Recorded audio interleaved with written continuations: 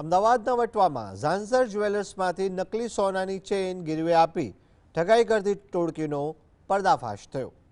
આરોપી વિશ્વાસે એક જ્વેલર્સના માલિકને ₹7 લાખનું નુકસાન કરાવ્યું। જ્વેલર્સના કર્મચારી દ્વારા નકલી સોનાની ચેઇન ગીરવે રાખી લોન લેવાતી રહી અને આખરે પોલ ખુલતા આરોપીઓ પોલીસ સકંજામાં આવ્યા। આરોપી જગદીશ માળી અને સંજય ઠાકોરની વટવા પોલીસે છેતરપિંડી કેસમાં ધરપકડ કરી છે।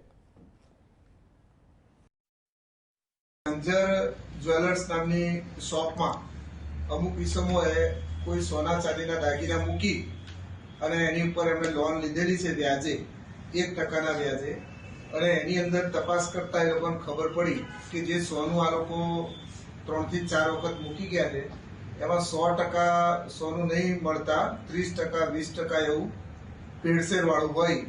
આ દાગીના ઉપર એ લોકોએ 7 લાખ રૂપિયા જેટલી રકમ મેળવી અને આ ફરિયાદી છે એનું બાબુભાઈનું છેતરપિંડી કરેલ છે।